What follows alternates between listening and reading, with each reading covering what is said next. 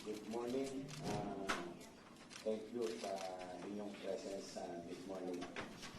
We are expecting the Vice President to appear at 9 o'clock. Actually, nagpadala na ng advance party and check the premises early this morning. But then, dumating dito ay si Attorney Paul Lawrence Lim, with a letter requesting for a resetting.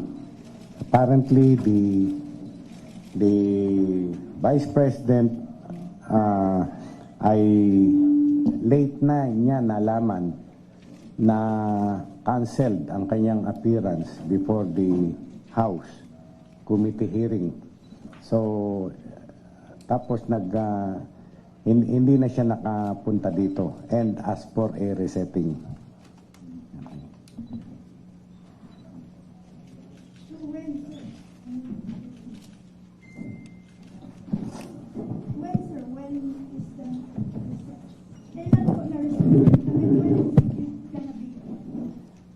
Wala siyang hiniling na petsa, but nag-usap kami tentatively we will set the appearance of the Vice President on the 11th of this month, December. Of December, yes.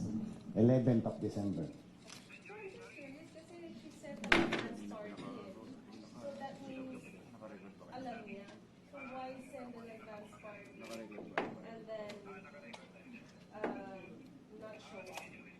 Hindi po natin alam yung kadahilanan. No? Pero protocol po yun. Talagang security ng President, ng Vice President, yung mga matataas na tao, talagang dumadating agad sa engagement and check the surroundings para yung sa security. No? Wala pong doon. Wala pong question doon. Sir, ano na pong plano ng NBI? Ano na pong next? Next is, meron siyang request, a clear copy of the complaint filed against her, the documents initiated sa investigation, at yung mga possible questions na aming itatanong sa kanya. No? We will comply with her request dahil sa due process, no? Out of respect, dahil siya ay pangalawang pinakamataas na opisyal ng ating bayan. We will comply with her request. Baka mamayang hapon lang, makakomply na kami. No? Bibigyan siya ng listahan ng possible question?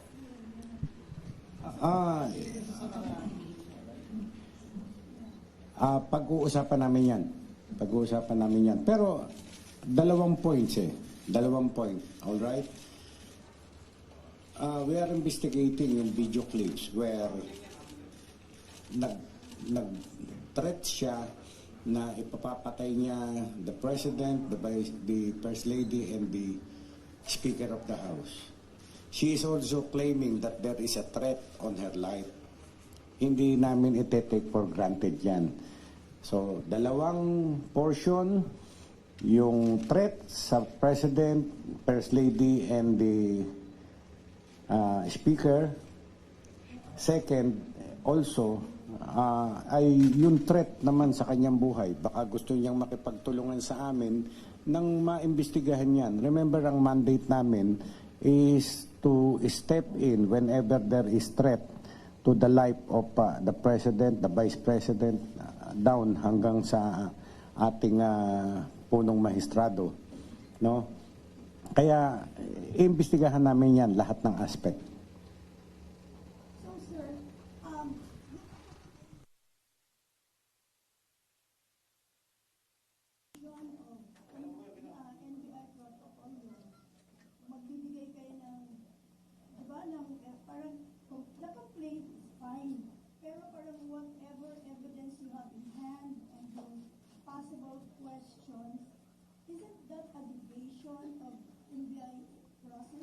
Yun pong pagbibigay namin ng possible question ay pinag-uusapan pa nga namin. Pinag-uusapan pa namin mabuti. Hindi pa yun ang final na aming magiging action. But then, a-apprise namin siya kung ano yung iniimbestigahan namin. At sinabi ko nga sa inyo, ang iniimbestigahan namin, yung video clips where nag-threat siya na may nakausap na siyang tao na papatay kay Presidente, sa First Lady at sa Speaker. At yun ay gagawin pagka siya ay namatay. Yun, i-clarify natin maigi yun. Now, may claim din siya na there is a threat on her life. Vice President siya, imbestigahan din natin yan. Tatanungin namin siya, sino ba yung pinaghihinalaan mo? Kung ano, may ebidensya ba tayo doon sa pinaghihinalaan mo? Ano? Ganun po yun.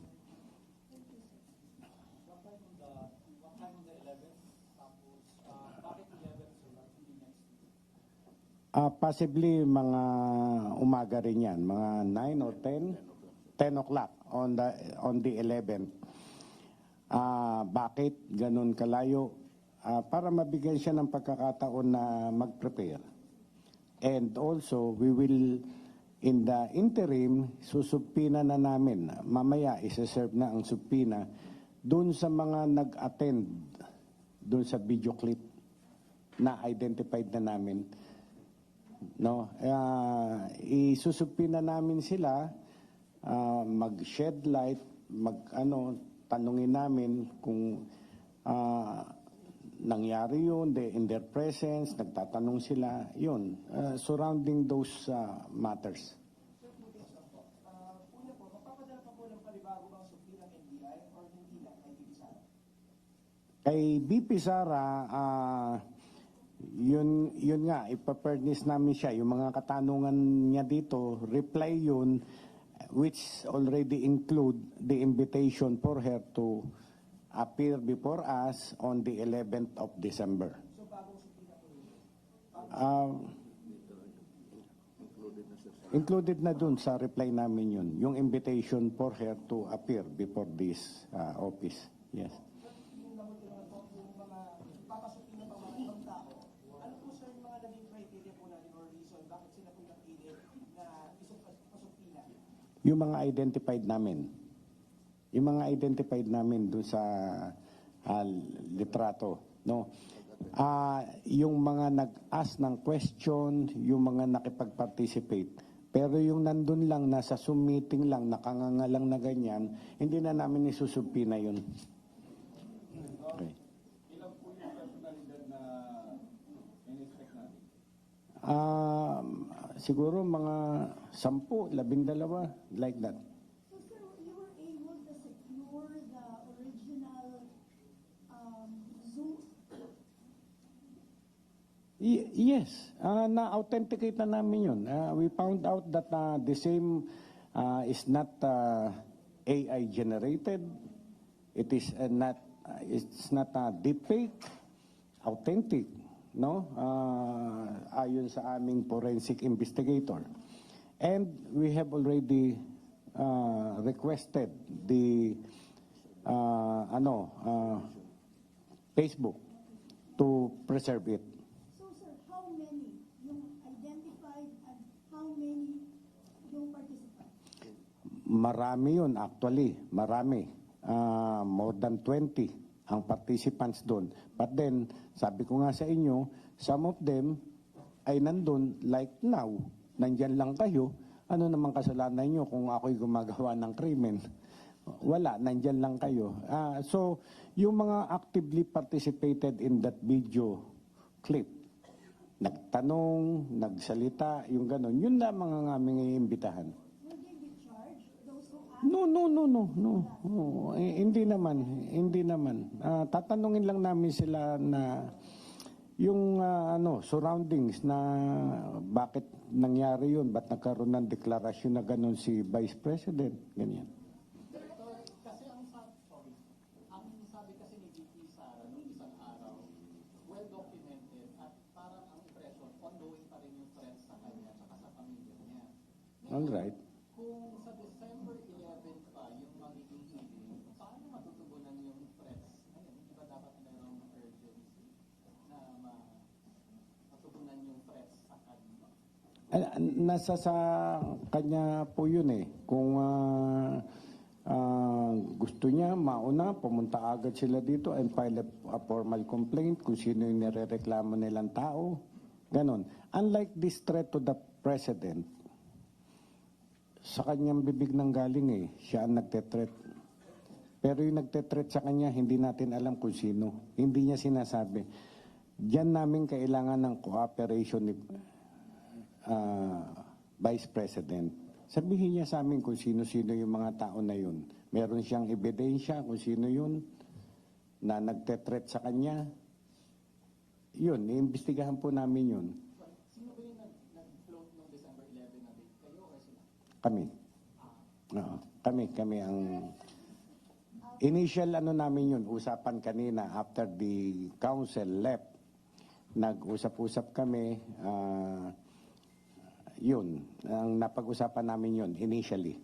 Okay. Follow-up lang po kasi nag-appear si Atty. Lim sa kasabi ng Abogado Documents. So, is there valid reason ba't daw po hindi dumating sa mga previous interviews niya, darating siya, or may reason po pang nabanggit yung abogado sa inyo? Yes, ito nga, hanggang ngayon, ang reason ay dahil may ongoing House of Representative Committee on Good Government and Public Accountability na nakaset.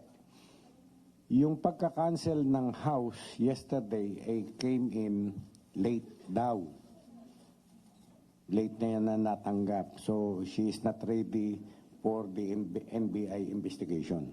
Sir, have you conveyed the intention of the NBI to investigate VP Sara's threats to the lawyer? And ano din po ang sabi ng lawyer sa inyo, yung initial reaction or reply doon? Nagpapasalamat si Attorney Paul Lim na kasama pala yun sa investigation. But then, kayong lahat, alam nyo, lagi akong ini-interview. I have been telling you that that will be included in our investigation. Pero at least official, sir, kasi sa lawyer. Yes, okay. For like any official reply na yung initial na sinabi niyo na sino yung for the cooperation and for yung sino yung possible suspects yung sa threats niya, yung ganun, meron po ba kayong convey sa lawyer? Yes, sinabi namin sa lawyer na dapat makipagtulungan sa amin si Vice President para maimbestigahan yung threat naman sa kanyang buhay. Okay.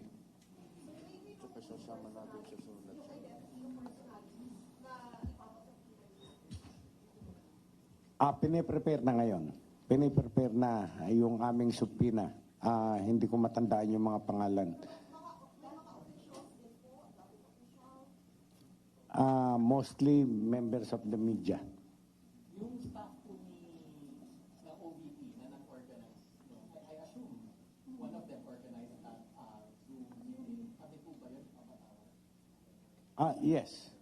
Yes. Including the may-ari ng platform. Sir, just to be quite technical about it, sir, no? Kasi nasabi din naman sa press notes before na she's being eyed as a self-confessed mastermind. So, our probe here is looking at the VP. Para siyang suspect talaga dito. Hindi naman. Kaya nga pinagpapaliwanag natin siya to shed light. Bakit niya nasabi bakit siya nakapagbitiw ng salita na pag ako namatay, kailangan mamatay yung ganon. At sagot sa kanya nung kausap niya, yes ma'am. Di ba? Ganon. Gaano po kahaba yung full length video? Ilang minuto? Ay, mahaba yung full length. Mahaba yung full length ng video. We have the complete video. Yes.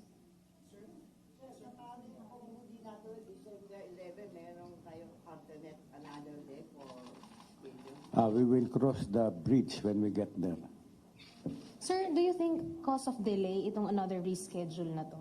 Or yung paghihingi niya ng reschedule, sir? Ay, hindi naman namin. We are giving her all the benefits of the doubt, all the courtesies, due process. Binibigay natin. Okay. Paano sir pag December 11 hindi pa rin siya pumunta? Pwede ba siyang mag-reschedule ulit o talagang i-file na po natin yung reklamo? Sa December 11, comes December 11, notified siya for example at ayaw niya pa rin magpunta, we cannot force her na kung wala pa rin siyang pasabi. Maraming reason baka naman may reason kung bakit hindi na naman makakarating. Depende po sa reason, no? Pero pwede po siyang humingi ng another reschedule. Hindi natin masabi. We'll cross the bridge when we get there. Sa December 11 po, kasama na rin yung 20 plus night. Kasabay na yun. Yung isusupina pa namin? No. We will set the hearing for this mga about 12 lang. Sinabi ko na yung 4 of them should appear in my office, in our office on Miyerkules, 4 na naman sa Huwebes, 4 na naman sa Biyernes. So naipon na namin yun, meron na silang mga statement. So kaya next week, December 11 ay para sa sa Vice President naman. Sir, sorry if makulat ha. Just to be technical about it. Kasi when she was dubbed as the self-confessed mastermind, is she being probed for actually saying that she contracted a killer, di ba? So is she a hostile witness against her own self? Or is she a suspect? Parang when she appears here, ano exactly siya? Eksakto na tatanungin namin siya bakit siya nag-declare ng ganun. 'Di ba? Siya nagsalita noon si BP nagsalita noon. Ang hinihingi lang namin justification bakit nasabi mo 'yan, reason bakit nasabi mo 'yan, anong background bakit nasabi mo 'yan. Lahat tatanungin namin sa kanya. No?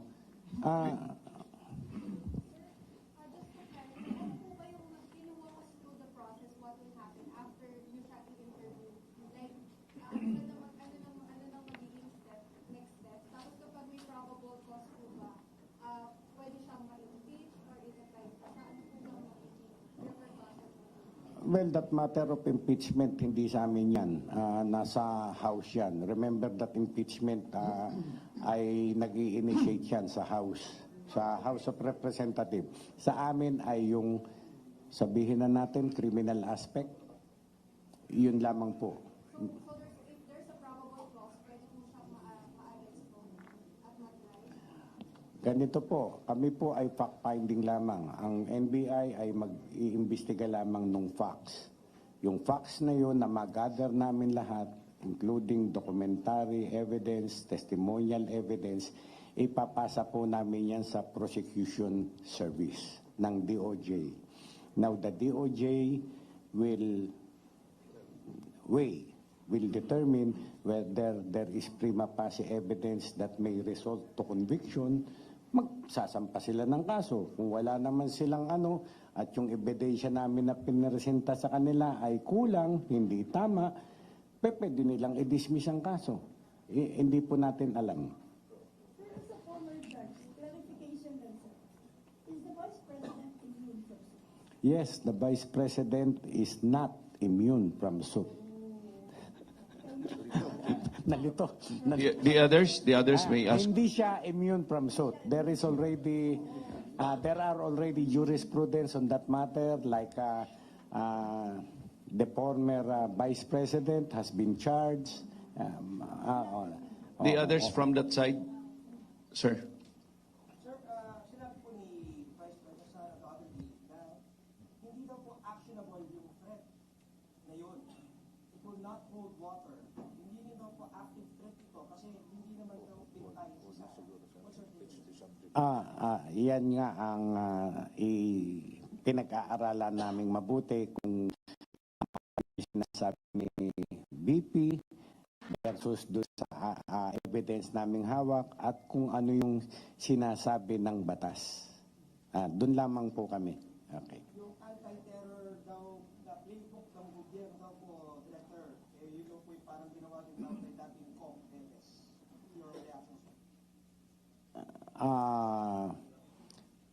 una, hindi pa ako director noon nung mangyari yun.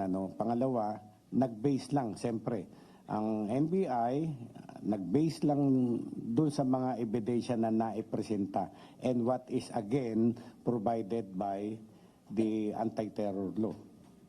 Yun lang, sinusundan lang namin yun. Remember na kami sumusunod lamang dun sa batas, kung anong sinasaad ng batas.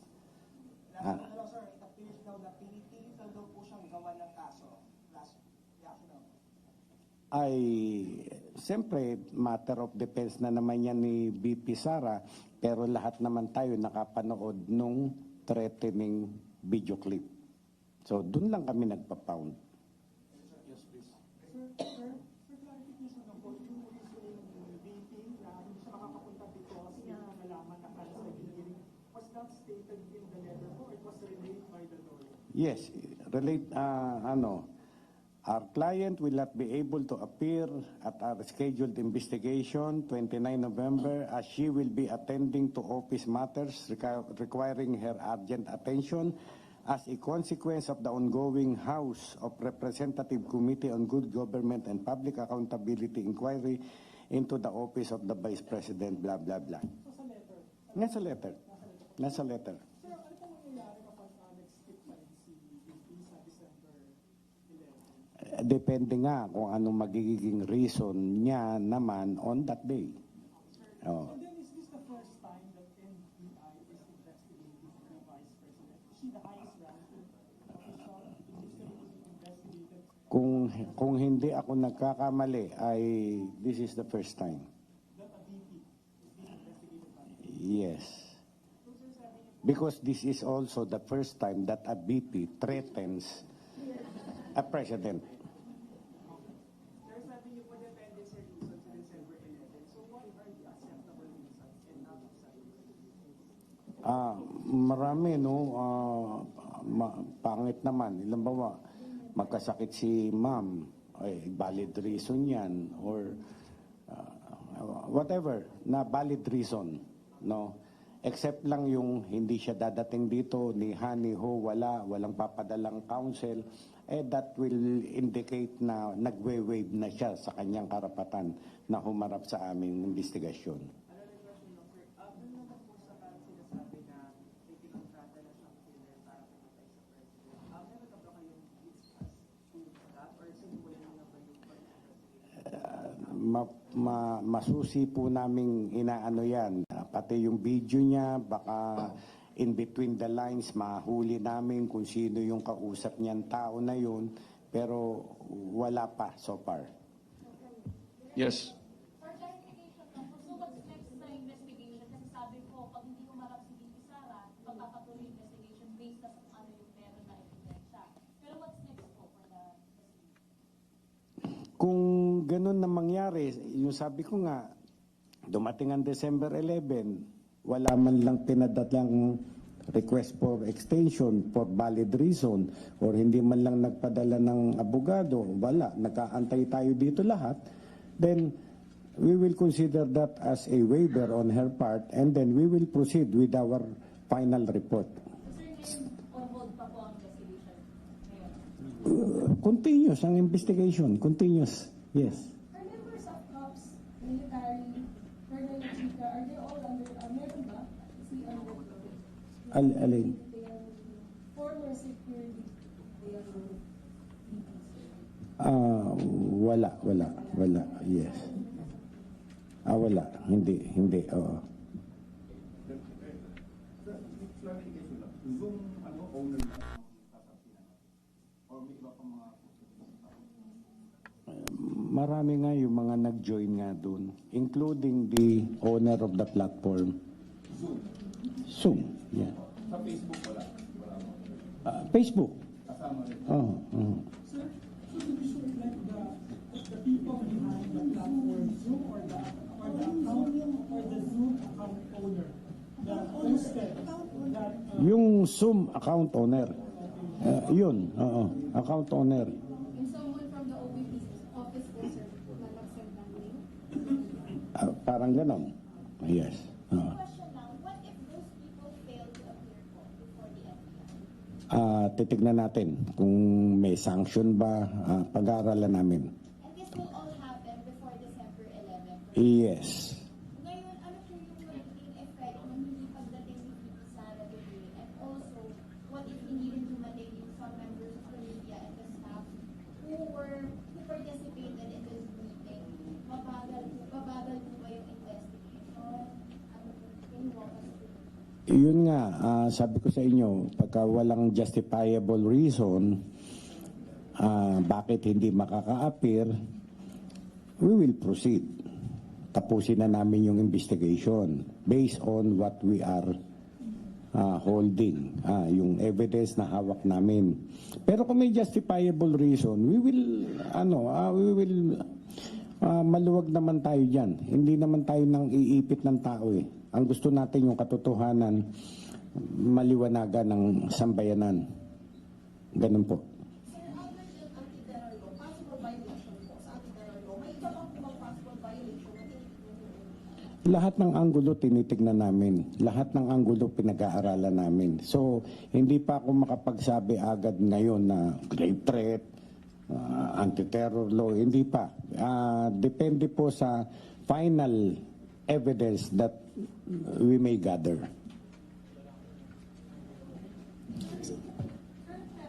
Sabi nyo kanina, the Vice President is now in Bronx 2. So, pero being an impeachable official, can she included ba dito yung prosecution or investigation muna yung end? Yung matter of impeachment, bahala dyan ang Congress. Sila mag-iimbestiga niyan, sila ang bahala dyan. Yung aming investigation is with respect to the utterances, to the threatening video clip na nangyari. Nandun lamang po kami. And this being served for filing an impeachment or starting an impeachment? I don't know. Bahala sila. Hindi ko alam yung mga grounds for impeachment. No? Alam ko pero hindi ko alam yung ano i-consider ng House, whatever. So, yung December 11 na date, has it been formally relayed to the legal counsel of Vice President? Not yet. Not yet. Sabi ko nga, within this day, pag-aaralan na namin kung ano yung isasagot namin doon sa mga request ni BP at pipilitin namin na ma-submit sa kanya, madala sa kanya at the earliest possible time para may ample time siya para makapag-aral ang kanya mga abogado. Last two questions, please. Sir, curious lang po, the POJ Yusek Andres mentioned last week na whose government approach travel to the investigation. And natanong po siya na if possible ba masasama yung investigasyon ng House on the confidential funds. If by any chance po na mag-iimbestiga ang POJ on that, what will be the role of the NBI? Ay, hindi kami kasali dun sa sa investigasyon ng IF. Nasa House po 'yun. So if by any chance ang POJ ay mag-iimbestiga rin or may ipag-coordinate sa House, hindi lang po kasama? Hindi po oo. Thank you.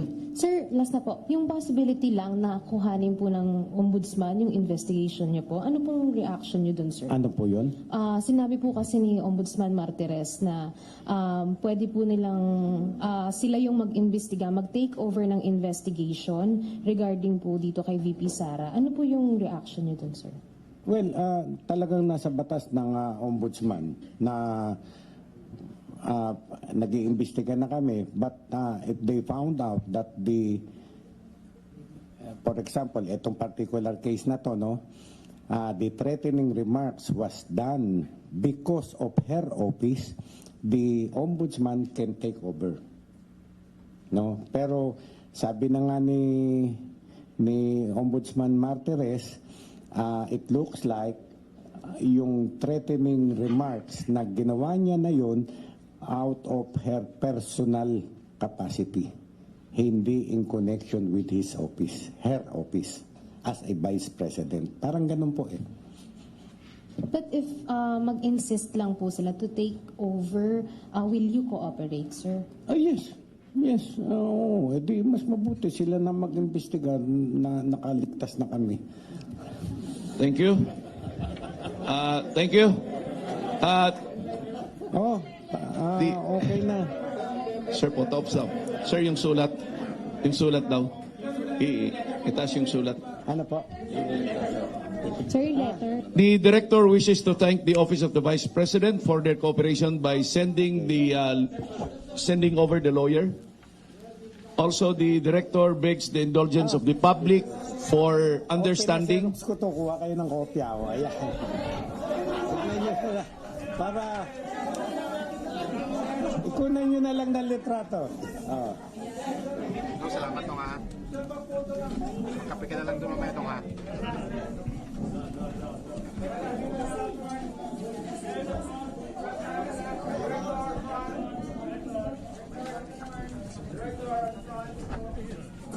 Sir,